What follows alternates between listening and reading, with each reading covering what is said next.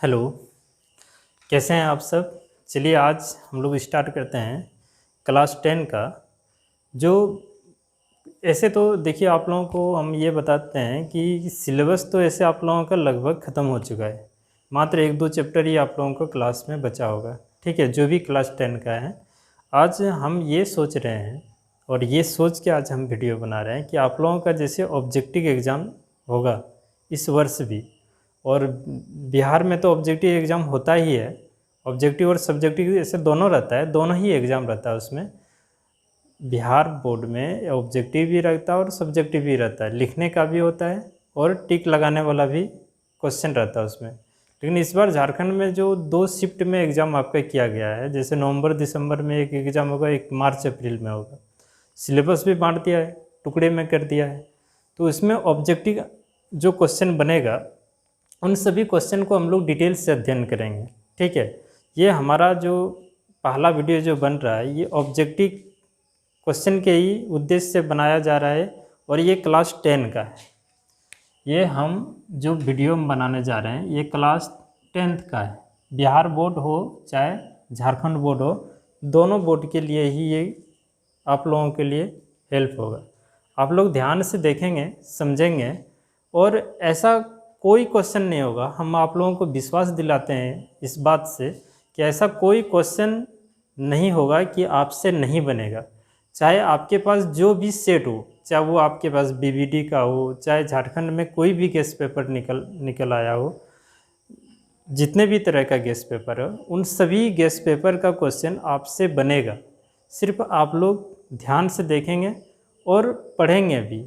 ऐसा नहीं कि वीडियो देखे और फिर उसका रिवीजन नहीं किए तो फिर आपसे कुछ होने वाला नहीं है, और वो चीज़ होगा भी नहीं, बनेगा भी नहीं जब तक आप पढ़ेंगे नहीं।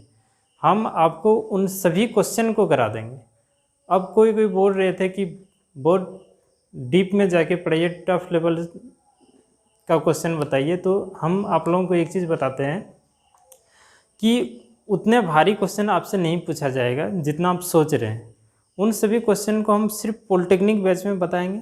जो पॉलिटेक्निक का क्लास चलता है, पॉलिटेक्निक बैच में हम बढ़िया से एक एक क्वेश्चन करके, एक भी क्वेश्चन आपका नहीं छूटेगा। और इतना तक जानिए कि यहाँ भी जो हम पढ़ाएंगे आपका 10th लेवल के लिए काफ़ी है, एक भी क्वेश्चन आपका मिस नहीं करेगा। आप सिर्फ विश्वास रखिए और विश्वास रख के पूछिए। जो भी आपके अच्छा, आप लोगों को तो इतना पता होगा ना, जो भी हमारे क्लास में आ रहे हैं, आपके जो भी सीनियर लोग हैं, भैया लोग हैं, उन लोगों से आप एक बार मिलें। आप लोगों को रिज़ल्ट वो खुद बताएंगे कि यहाँ का रिज़ल्ट होता है किस तरह का है। आपको 100% का नंबर आता है, चाहे वो मैथ का हो सब्जेक्ट, चाहे वो साइंस का हो। आप लोग सिर्फ पैसेंस रखिए और क्वेश्चन को देखिए, अध्ययन कीजिए। हम ये वीडियो जो है ना सिर्फ 10 क्लास के लिए बना रहे हैं। ऑब्जेक्टिव एग्ज़ाम जिनसे पूछा जाएगा, किस तरह का ऑब्जेक्टिव एग्ज़ाम होगा, तो ये हम पहला लेसन ही आज पढ़ाएंगे। ये 2-3 क्लास में धीरे धीरे आप लोगों को वीडियो ऐसे ही डाल देंगे, 20 मिनट, 25 मिनट, 30 मिनट का। आप लोग ध्यान से देखिए, घर में बैठिए और बनाइए, अध्ययन कीजिए। चलिए हम लोग स्टार्ट करते हैं। आज तो ऐसे इंट्रोडक्शन क्लास था, इसलिए हम समय बचाने के लिए इसको पहले से ही कुछ लिख लिए हैं। ये क्लास 10 का है। बिहार बोर्ड हो चाहे वो झारखंड बोर्ड हो, ठीक है, जैक बोर्ड हो चाहे वो बिहार बोर्ड, दोनों ही बोर्ड के लिए देखिए, समझिए। हम लोग जो आज पढ़ने जा रहे हैं ये महत्तम समावर्तक है, लेकिन हम ये चीज़ बताते हैं कि जैसे एनसीईआरटी बुक ही आप लोग पढ़ते होंगे। बहुत कोई जैसे बिहार बोर्ड के हैं, बिहार बोर्ड वाला तो भारती भवन का किताब बनाते होंगे, तो कोई दिक्कत नहीं। कि ये बहुत कोई ये हल्ला भी करते हैं कि सर हमें एनसीईआरटी हम लोग पढ़ते हैं, तो कोई बोलते हैं कि हम भारती भवन पढ़ते हैं तो फिर बनेगा कैसे। टेंशन मत लीजिए, आप सिर्फ इतना देखिए कि हम जो बता रहे हैं वो आपको समझ में आ रहा है कि नहीं आ रहा है। और जब हम बोलेंगे आप लोग अपना अपना किताब का ऑब्जेक्टिव जो भी है वो सभी ऑब्जेक्टिव क्वेश्चन को बनाएं, और जो नहीं मिले वो फिर हमें कमेंट कीजिए। ठीक है, उसके माध्यम से फिर हम देखेंगे और आपको क्वेश्चन कराते चल जाएंगे। तो आज हम लोग लेसन 1 जो एनसीईआरटी है, NCERT, देखिए एनसीईआरटी का ही बुक जो होता है ना, झारखंड में JCERT लिखते हैं और बिहार में ये एन की जगह झारखंड में JCERT करता है और वहाँ BCERT कर देता है। ठीक है, क्लियर है। अब हम लोग जो एक्सरसाइज जो है, एक्सरसाइज 1.1 आने का मतलब ये हुआ कि आपका जो है फर्स्ट लेसन मैथ का जो है फर्स्ट लेसन वो क्या है, वास्तविक संख्या है।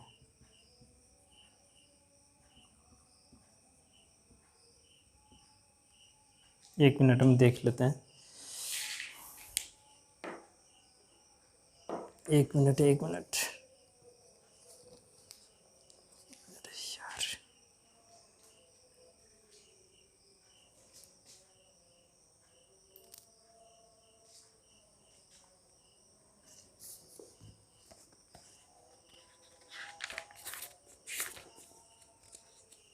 वास्तविक संख्या पद्धति। चलिए देखिए, आज हम लोग वास्तविक संख्या जिसको बोलते हैं रियल नंबर के बारे में, ठीक है। इसमें आप लोगों को पढ़ना क्या है, किस किस चैप्टर से आप लोगों को ऑब्जेक्टिव क्वेश्चन पूछा जाएगा। तो देखिए समझिएगा कि एक्सरसाइज जो है,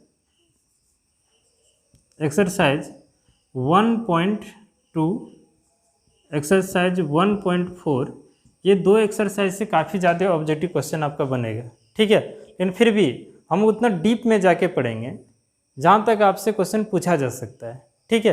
तो ये है वास्तविक संख्या, लेकिन इस वास्तविक संख्या में आप लोगों से LCM और HCF का भी क्वेश्चन दिया हुआ है। जैसे एक्सरसाइज आप लोग पढ़े होंगे 1.2, और 1.2 में आप लोगों को LCM और HCF निकालने के लिए बोलता है कि नहीं। तो उसी तरह का हम हर क्वेश्चन बना लेंगे, पहले LCM HCF को ही क्लियर कर लेंगे, उसके बाद हम लोग वास्तविक संख्या पे आएंगे, यानी जिसको हम लोग नंबर सिस्टम कहेंगे, संख्या पद्धति पढ़ेंगे, ठीक है। ये हम लोग कौन सा अध्याय 1 का सब्जेक्टिव क्वेश्चन हम लोग डिटेल में पढ़ चुके हैं, मतलब पूरे मैथ हम लोग ख़त्म कर चुके हैं, एक भी ऐसा कुछ भी नहीं बचा है, ठीक है। आज हम लोग सिर्फ ऑब्जेक्टिव क्वेश्चन ही पढ़ेंगे, ऑब्जेक्टिव टाइप का क्वेश्चन, इसमें कोई सब्जेक्टिव का बात नहीं होगा। आप लोग सब्जेक्टिव पढ़ चुके हैं, पूरे मैथ बढ़िया से पढ़ चुके हैं, उसको घर में बैठ के रिवाइज कीजिए। क्लास आते हैं उसमें क्लास में आप पूछिए जो क्वेश्चन आपसे नहीं बन रहा है, और साइंस का आपको क्लास में ही रिवाइज करवाएंगे, ठीक है। क्योंकि यहाँ साइंस उतना लिख पाना संभव नहीं है, सिर्फ मैथ हम यूट्यूब के माध्यम से आप लोगों को ऑब्जेक्टिव क्वेश्चन कराएंगे, जहाँ तक हो सके उतना तक कराएंगे। चलिए आज देखते हैं, ठीक है। सबसे पहले फिर एक बार हम बताते हैं कि आप लोगों का नंबर सिस्टम जो मैथ का शुरू लेसन है, शुरू चैप्टर है, उसी का ऑब्जेक्टिव क्वेश्चन कराने जा रहे हैं। इसमें सबसे पहले हम लोग पढ़ने जा रहे हैं महत्तम समापवर्तक। सबसे पहले हम लोग पढ़ने जा रहे हैं महत्तम समापवर्तक। महत्तम मतलब क्या होता है, अधिकतम। महत्तम का मतलब अधिकतम, जिसको बोलते हैं हाईएस्ट। महत्तम का मतलब अधिकतम, जिसका मतलब होता है हाईएस्ट। और समापवर्तक का मतलब होता है, देखिए इसका संधि विच्छेद करें तो सम जोड़ अपवर्तक, और यही अपवर्तक का दूसरा नाम है गुणनखंड। अपवर्तक का दूसरा नाम है गुणनखंड, यानी कि इसको हम लोग बोलते हैं फैक्टर।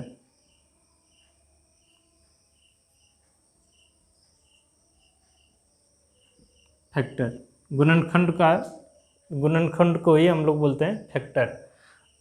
इस समापवर्तक, यानी कि समापवर्तक का दूसरा नाम होता है सार्वगुणनखंड। समापवर्तक का दूसरा नाम होता है सार्वगुणनखंड। अब समझें सिर्फ अभी, समापवर्तक का दूसरा नाम है समापवर्तक, यानी कि इसको इंग्लिश में बोल सकते हैं तो कॉमन फैक्टर बोलते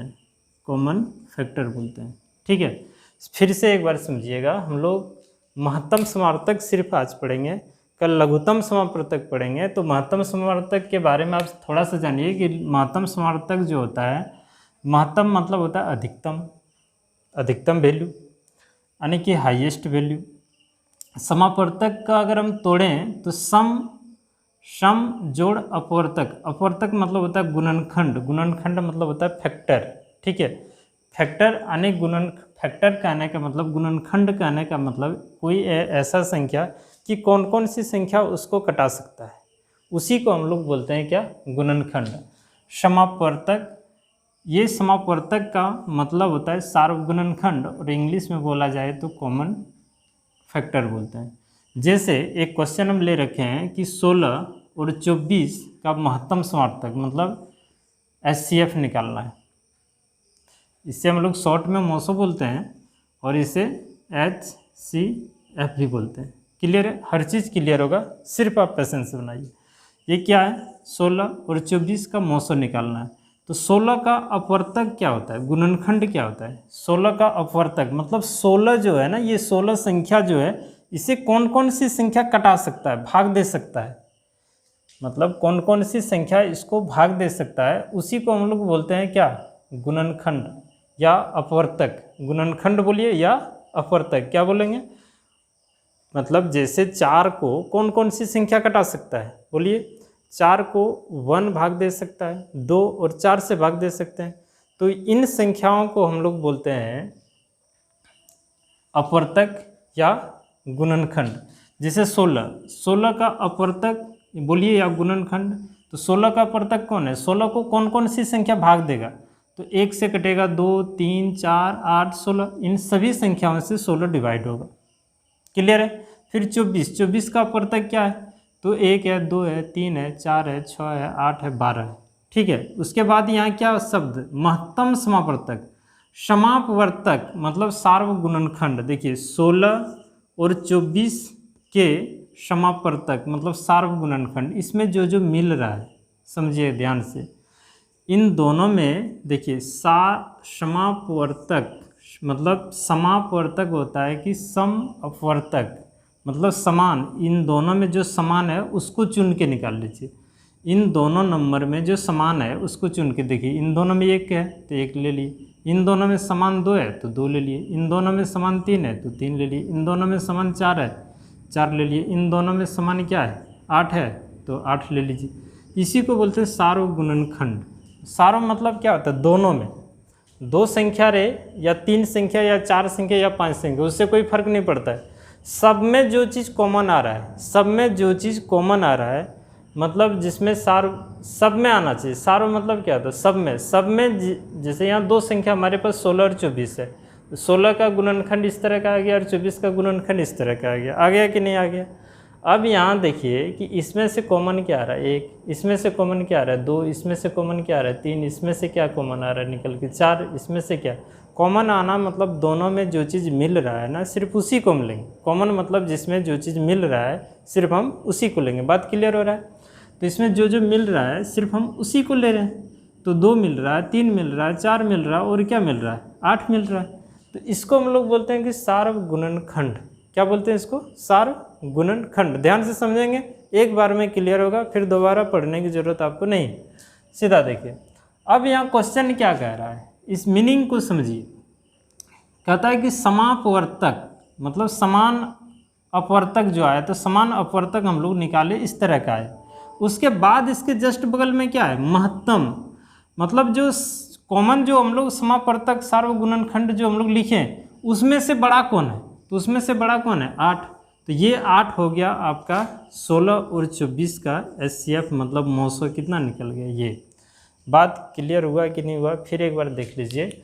महत्तम समापवर्तक, समापवर्तक मतलब होता है कि जो भी गुणनखंड जो भी नंबर दिया रहेगा आपका, जैसे हमारे पास 16 और 24 है, और भी अभी ऑब्जेक्टिव देंगे, टेंशन मत लीजिए, अभी और क्वेश्चन आपसे बनवाएंगे। क्लियर जब तक नहीं हो तब तक उसको पढ़ते रहना है, और क्लियर होना तो निश्चित है, आप सिर्फ पैसेंस से बना के रखिए। देखिए 16 है और 24, 16 है और 24 है, तो 16 है और 24 है, तो 16 का गुणनखंड किए तो इस तरह का गुणनखंड आया, और 24 का गुणनखंड किए तो इस तरह का गुणनखंड आया। तो यहाँ कह रहा है कि समापवर्तक, समापवर्तक मतलब सभी में आने वाले अपवर्तक, सभी में आने वाले अपवर्तक।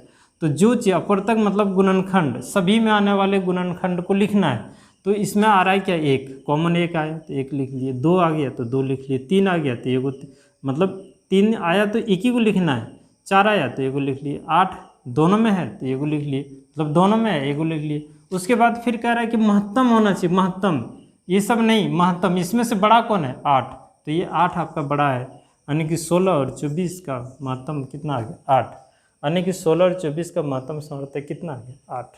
अब यहाँ से एक बात सुनिए, महत्तम समर्थक का डिफिनेशन यहीं से समझ लीजिए। कह रहा है कि वह बड़ी से बड़ी संख्या जो दी गई संख्या को पूर्ण, समझिएगा कि वह बड़ी से बड़ी संख्या जो दी गई संख्याओं को है ना, दी गई संख्याओं को पूर्णतः विभाजित कर दे। बहुत इंपॉर्टेंट बात है यहाँ से, वह बड़ी से बड़ी संख्या जो दी गई संख्याओं को पूर्णतः विभाजित कर दे। इतनी सी बात याद रखिए, पूर्णतः विभाजित कर दे। वह बड़ी से बड़ी संख्या, ये न्यूमेरिकल बनाने में बड़ी काम आएगा, सिर्फ इतना जान लीजिए। बड़ी इंपॉर्टेंट ये डिफिनेशन है, अगर डिफिनेशन समझे तो एचसीएफ आपका हवा में उड़ेगा। सिर्फ समझिए, वह बड़ी से बड़ी संख्या जो दी गई संख्याओं को पूर्णतः क्या करे, विभाजित कर दे। दी गई संख्याओं को पूर्णतः विभाजित कर दे। सुनिए ध्यान से, जैसे अभी क्वेश्चन हम लोगों का था 16 और 24 का मौसम, तो निकल के आया 8। अब सोचिए, इस परिभाषा के अनुसार सोचिए कि वह बड़ी से बड़ी संख्या जो दी गई संख्याओं को पूर्णतः विभाजित कर दे। तो ये जो संख्या आपका मौसम आया, ये दी गई संख्या को विभाजित पूर्णतः कर रहा है कि नहीं कर रहा है। 8 दूना 16 है ना, और 8 तिया कितना होता है 24, पूर्णतः तो विभाजित कर रहा है। बात समझ में आया? मतलब ये होता है कि मौसम जो निकल के आएगा ना, मौसम का जो वैल्यू निकल के आएगा आपके पास, जो मौसम का वैल्यू जो निकल के आपके पास आएगा, वो वैल्यू हमेशा दी गई संख्या को विभाजित कर देगा। जैसे दी गई संख्या 16 और 24 था, दी गई संख्या क्या है 16 और 24 था, और ये आया महत्तम समर्थक निकल के कितना 8। ये 8 जो है ना 16 को भी कटा देगा, और ये 8 जो है 24 को भी कटा देगा। बात समझ में आ रहा है? तभी ये महत्तम समर्थक कह सकते हैं। या नहीं तो दूसरे शब्दों में इसको कैसे समझ सकते हैं? दूसरे शब्दों में इसको हम ये कह सकते हैं कि 8 जो है इन दोनों का कॉमन है, इन दोनों का कॉमन है। तो अगर इन शब्दों में समझेंगे तो जो बड़ा वैल्यू है वही मुँह से आएगा। ठीक है, आने की वह बड़ी से बड़ी संख्या जो दी गई संख्याओं को पूर्णतः विभाजित करते। तो दी गई संख्याओं को पूर्णतः विभाजित, आप बोलेंगे सर पूर्णतः विभाजित तो 2 भी कर रहा है 16 को, 3 भी कर रहा है, 4 भी कर रहा है, इन दोनों को 8 भी कर रहा है कि नहीं। लेकिन फिर यहाँ कहा क्या रहा है कि महत्तम बड़ा वाला वैल्यू लेना है। देखिए इन सभी संख्या इन दोनों को डिवाइड कर रहा है। सुनिएगा बात कि यहाँ क्या आया, 1 आया, 2 आया, 3 आया, 4 आया, इन सब आए। लेकिन इन सब को मौसम में नहीं लेंगे, एचसीएफ में नहीं गिनेंगे। क्यों नहीं गिनेंगे? क्योंकि ये महत्तम नहीं है, बड़ा नहीं है। इसमें से बड़ा कौन है 8, तो इसीलिए 8 हो गया हमारा महत्तम समवर्तक। हमको लगता है आप लोग समझे होंगे। ठीक है, इसी परिभाषा को देखते हुए एचसीएफ का दूसरा नाम जीसीडी रखा गया, जीसीडी और जीसीएम। ठीक है, जीसीडी का मतलब होता है ग्रेटेस्ट कॉमन डिवाइजर। डिवाइजर मतलब होता है भाजक, मतलब बड़ा भाजक ऐसा। तो इसमें से बड़ा भाजक कौन है? देखिए भाजक करने का भाग देने वाली संख्या, तो 4 भी 16 और 12 को भाग दे रहा है, 3 भी 16 और 12 को, सॉरी ये 3 आ गया कॉमन, 3 तो नहीं कट रहा है ना। अब यहाँ देखिए 8 जो है ना इसको डिवाइड कर रहा है, 4 भी कर रहा है, हम शायद गलती लिख दिए, 3 ये नहीं होगा जी,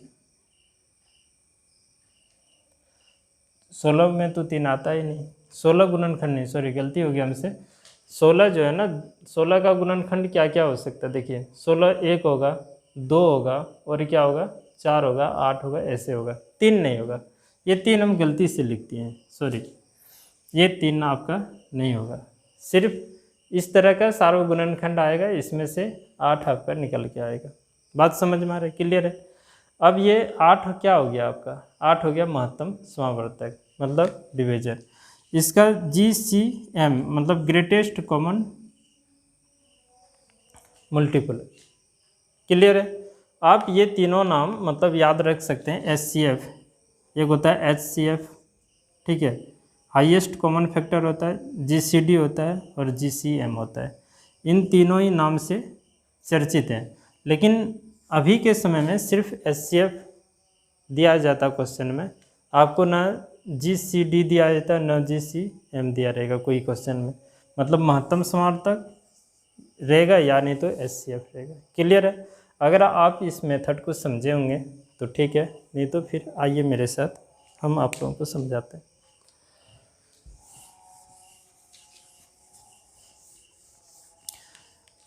यहाँ बहुत बड़ा मिस्टेक हो गया था। यहाँ 3 जो है ना 16 को नहीं कटाएगा, 3 का पहाड़ा में 16 आता नहीं, गलती से हमसे लिखा गया था। हाँ 24 आता है, ये जो है ना यहाँ 3 होगा आपका, 3 का पहाड़ा में 24 आता है। क्लियर है? लेकिन ये ऊपर में नहीं होगा, तो जो मिलेगा सिर्फ हम उसी को लेंगे, जो मिलता है सिर्फ हम उसी को लेंगे। ठीक है, बाकी किसी को नहीं लेना है, जो मिले सिर्फ उसी को लेना है। बात समझ में आ रहा है? जो मिले सिर्फ उसी को लेना है। अब आते हैं फिर एक और क्वेश्चन देखते हैं इसी से।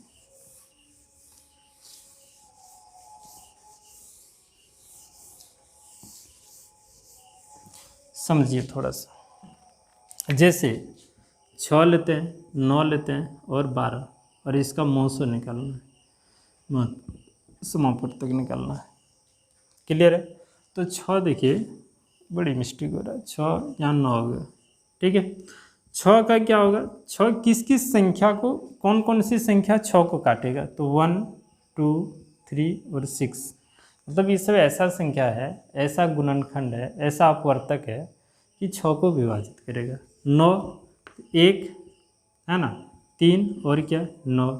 उसी तरह 12 लेंगे तो 1 से भाग लगेगा 12, 2 से लगेगा, 3 से लगेगा, 4 से लगेगा, 6 से लगेगा और किससे? 12 से लगेगा। अब यहाँ देखिए 6 9 और ये 12 का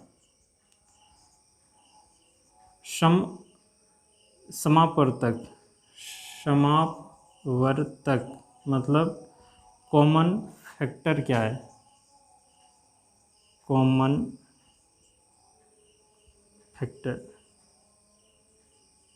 फैक्टर क्या आ रहा है? तो कॉमन फैक्टर मतलब जो मिल रहा है, 1 मिल रहा है तो 1 लिख लीजिए। और क्या मिल रहा है? इसमें 2 है तो क्या इसमें है? नहीं। यहाँ 3 है, यहाँ भी, यहाँ भी, मतलब देखिए ये मिल रहा है आपका 3, तो ले लेते हैं क्या 3। और कुछ ऐसा मिल रहा नहीं, क्या क्या लिख रहा है यहाँ 3। क्लियर है? अब इसमें कह रहा है क्या, इसका जो समापवर्तक आया 1 और 3 आया, तो इसमें से जो हाईएस्ट है बड़ा, तो बड़ा क्या है? 3, तो जो बड़ा है वही हो गया आपका महत्तम समापवर्तक मतलब HCF। मेरे ख्याल से आप लोग इसको समझ गए होंगे, और फिर भी नहीं समझ में आया तो एक और तरीका है, उसको ध्यान से देखिए।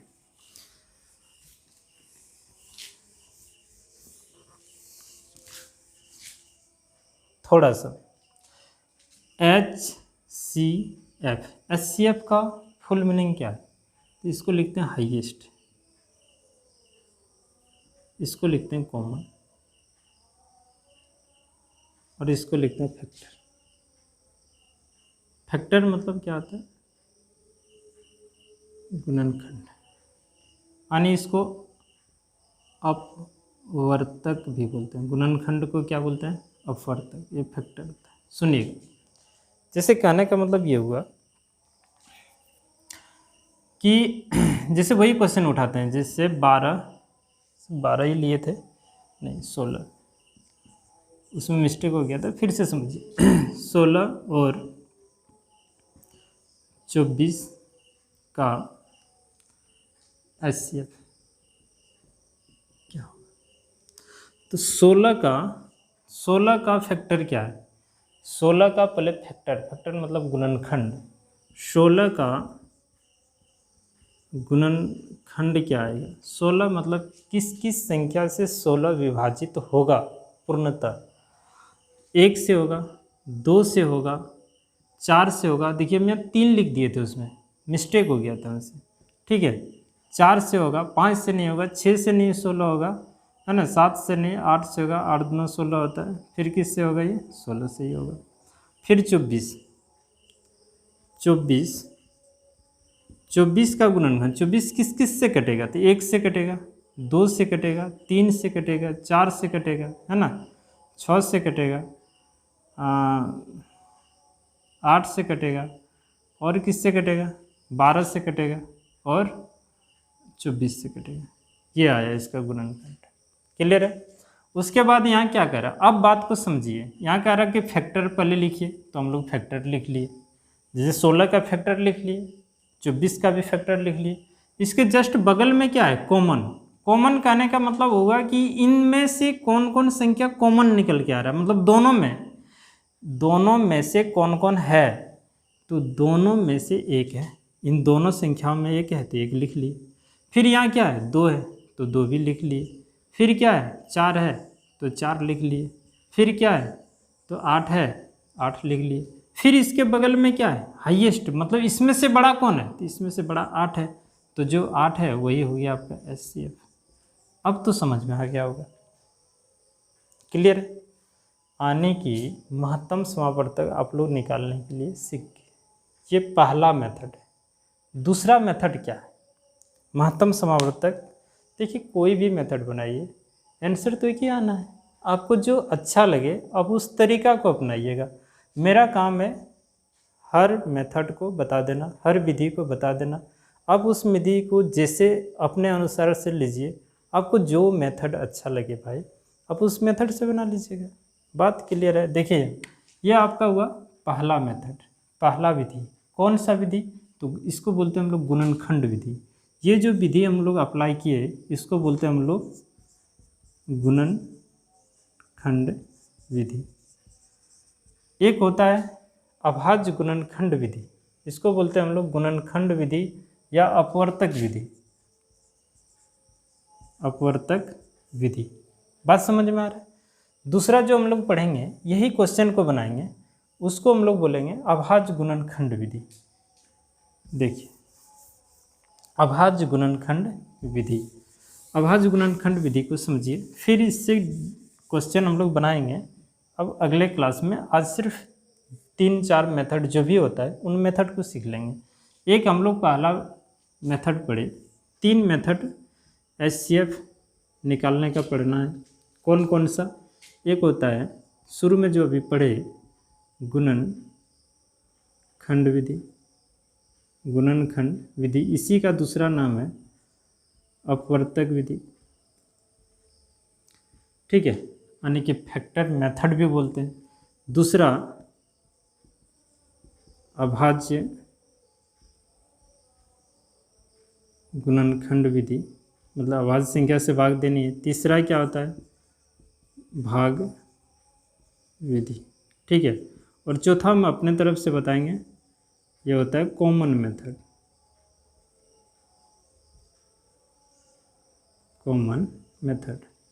समझिएगा आज ये विधि तो हम लोग सीखे गुणनखंड विधि, ये आपको टफ लगेगा। इसको देखिए 16 को अभाज्य गुणनखंड मतलब ऐसे करके तोड़ना है। 2 से डिवाइड करेंगे 8, फिर 2 से देंगे 4, फिर 2 से भाग देंगे 2, फिर 2 से दीजिए कितना हुआ 1, फिर 24 को तोड़िए ऐसे 2 से करेंगे कितना 12, फिर 2 से देंगे कितना हो गया 6, फिर 2 से देंगे कितना होगा 3, फिर 1, ऐसा हुआ। यानी कि 16 का गुणनखंड निकल के आया 2 गुने 2 गुने 2 गुने 2 गुना 1। 24 का गुणनखंड निकल के आया 2 गुना 2 गुना 2 गुना 3 गुना 1। अब यहाँ देखिए 16 और 24 का HCF, इसमें क्या करना है कि जो मिले कॉमन, जो मिले सिर्फ उसी को लेना है। मल्टीप्लर मतलब होता है कि जो मिले सिर्फ उसी को लेना है। तो क्या क्या मिल रहा है, कॉमन जो आ रहा है, कॉमन आना कि मतलब इसमें 2 आया तो 2 ले लिए, इन दोनों में 2 है तो 2 ले लिए, इन दोनों में 2 है तो 2 ले लिए, और कहीं मिल रहा है 1 मिल रहा है तो 1 भी ले लीजिए। बात समझ में आ रहा है। अब इसको गुना दीजिए, तो 2 दूना 4, 4 9 8, 8 है कहाँ 8, तो 8 हो गया आपका HCF बात समझ में आ रहा? ये कौन सा विधि हुआ? तो अभाज्य गुणनखंड विधि। इसी क्वेश्चन को भाग विधि से हम लोग कैसे बनाएंगे, समझिए थोड़ा सा। इसी क्वेश्चन को भाग विधि, जैसे 16 और 24 को भाग देना है, तो भाग तो 2 बार में जाएगा ना, 1 बार में जाएगा। 16 का 16, इसको घटाइए तो होगा 8। अब ये जो शेष बचा ना, ये जो शेष बचा ये आपका भाजक बन जाएगा, और यहाँ जो भाजक है यहाँ आके आपका भाज्य बन जाएगा, मतलब ये 16 यहाँ आ जाएगा। अब कितना बार में? 2। और ये प्रक्रिया कब तक जारी रखना? जब तक शेषफल 0 नहीं आ जाए। बात समझ में आ रहा है? जब तक शेषफल 0 नहीं आ जाए। तो 0 हमें मिल गया, तो अंतिम में जो भाजक बना, देखिए भाजक तो ये भी है और भाजक ये भी है, ये चीज़ हम आपको समझाना चाह रहे हैं। ये महत्तम समावर्तक निकल के आया। अब बोलेंगे क्यों महत्तम समावर्तक? तो अभी आपको हम बताए कि HCF जो होता है, मोसो जो होता है, इसको 3 नाम से जाना जाता है। हाईएस्ट कॉमन फैक्टर, जो अभी हम लोग शुरू में पढ़े, और एक होता है ग्रेटेस्ट कॉमन डिवाइजर, और एक होता है ग्रेटेस्ट कॉमन मल्टीपल। तो इस बात को समझिएगा, डिवाइजर मतलब होता है भाजक। समझिएगा, इस बात को समझिएगा। कह रहा है कि डिवाइजर जो भाजक है, तो भाजक तो 8 भी है और भाजक आपका 16 भी है। भाजक 8 भी है और भाजक 16 भी है, लेकिन डिवाइजर के बगल में क्या है? कॉमन है, कॉमन और ग्रेटेस्ट। समझिएगा, मतलब ये कह रहा है कि इन दोनों में से कॉमन क्या है? भाजक तो ये भी है और भाजक ये भी है, तो इसमें से कॉमन क्या है? तो इनमें से कॉमन क्या आ रहा है? मतलब 8 और 16 में से कॉमन क्या आ रहा है? तो 8 आ रहा है, क्योंकि 8 इससे भी डिवाइड कर रहा है, इसको भी डिवाइड कर रहा है। अगर हम 16 लेते हैं तो 16 ये इसको डिवाइड नहीं करेगा, ठीक है। इसीलिए हम इसको क्या कहते हैं? महत्तम समावर्तक। जो अंतिम में जो भाजक रहेगा, अंतिम वाला जो भाजक आएगा, उसी को हम लोग बोलते हैं महत्तम समावर्तक। इतना बात तो क्लियर हो गया होगा शायद। अब यहाँ आते हैं ये कॉमन मेथड। कॉमन मेथड मतलब ये होता है कि दोनों संख्याओं में से जो कॉमन वैल्यू आएगा निकल के, वही आपका HCF होगा। ये सबसे सरल होता है, सुनिएगा ध्यान से। इसी से हम क्वेश्चन आप लोगों को देंगे। 16 और 24, इसमें से कॉमन क्या निकल के आ रहा है? सबसे 2 आ रहा है। 2 से इसको भाग देंगे 8, इसको 12, फिर इससे कॉमन आ रहा निकल के क्या? 2, ठीक है। तो यहाँ हो गया 4, यहाँ हो गया 6, फिर इससे कॉमन क्या निकल के आ रहा है? 2, तो इससे 2 से भाग देंगे 2, यहाँ बचा क्या? 3। अब इससे कॉमन निकल के आएगा? नहीं निकल के, कोई भी संख्या कॉमन नहीं आ रहा है। तो इधर वाली जो संख्या है, इसी को हम लोग बोलते हैं HCF। इधर वाली जो संख्या है, इसी को बोलते हैं HCF। गुना कर दीजिए, 2 दूना 4, 4 दूना 8, 8 हो गया आपका HCF। इनको हम HCF में नहीं लेंगे, क्यों? क्योंकि इसमें से कॉमन नहीं आया। ये 2 नंबर था, इससे पहले हम लोग 2 कॉमन निकाले, फिर आया, फिर निकाले, फिर आया, फिर निकाले। अब देख रहे हैं इन दोनों में से ऐसा कोई संख्या नहीं बचा है जिससे हम कॉमन निकाल सकें, इसलिए इन संख्याओं को छोड़ दिए, और यहाँ जो बचा ये आपका हो गया HCF, ठीक है। एक क्वेश्चन और देख लीजिए, छोटा मोटा सा। जैसे 6, 9, 12, इसमें से कॉमन क्या आ रहा है? कॉमन बोलेंगे 3 आ रहा है। 3 से भी भाग लग रहा है, ये भी लग रहा है और ये भी। 3 दूना 6, 3 तिया 9, 3 चौक 12। अब इसमें तीनों संख्या में से ऐसा कोई संख्या है जो कि तीनों को कटा दे? तो हम बोलेंगे ऐसा कोई संख्या धरती में नहीं है जो कि 2 भी कटा दे, 3 को भी और 4 को भी कटा दे। तब हमारा HCF क्या आ गया? केवल 3, केवल 3 निकल के आया। यानी कि HCF की श्रेणी में हम लोग इसको नहीं लेंगे। बात क्लियर हुआ? HCF आप लोग कितने मेथड सीखे? तो 4 तरह का मेथड सीखे। पहला मेथड गुणनखंड विधि द्वारा सीखे, जिसको अपवर्तक विधि कहते हैं, और अपवर्तक विधि हम लोग यहाँ से निकाले और बढ़िया से सीखे भी। उसके बाद हम लोग अभाज्य गुणनखंड विधि पढ़े, उसके बाद हम लोग भाग विधि पढ़े, और ये कॉमन मेथड पढ़े। बात क्लियर हुआ। ये एचसीएफ का टॉपिक था जो हम लोग आज पूरी तरह से क्लियर कर लिए। अब हम लोगों का रहा इससे रिलेटेड क्वेश्चन। तो इससे रिलेटेड क्वेश्चन कल हम बहुत सारे क्वेश्चन आप लोगों को कराने वाले हैं, फिर परसों एलसीएम पढ़ाएंगे। धीरे धीरे आपका जितना भी ऑब्जेक्टिव क्वेश्चन है और जितने चैप्टर 8-9 चैप्टर ही है, कल शायद हम सिलेबस भी आपको सबसे पहले लिख के दिखाएंगे कि नवंबर दिसंबर में आपके एग्ज़ाम में झारखंड में क्या क्या पूछने वाला है। बिहार में तो सब चीज़ पढ़ना है, कोई चीज़ की कटौती नहीं की, कोई सब्जेक्ट हटाया नहीं गया है। बिहार में, झारखंड में भी कोई सब्जेक्ट कोई भी टॉपिक हटाया नहीं है। सिर्फ इतना किया गया है कि उसको 2 भागों में बांट दिया गया है। एक आध टॉपिक यानी एक्सरसाइज बोल सकते हैं हटाया गया है, जैसे कंस्ट्रक्शन वाला हो गया, रचना वाला हो गया। तो ये बहुत बड़ा भी नहीं है, छोटा सा टॉपिक था, सिर्फ उसी को हटाया गया है। तो आप लोग आराम से पढ़ें और इसे एक बार आप लोग बढ़िया से सुने, फिर इसको नोट कीजिए कॉपी में, तभी आपका क्लियर हो सकता है। ठीक है, आज इतना ही, बाय।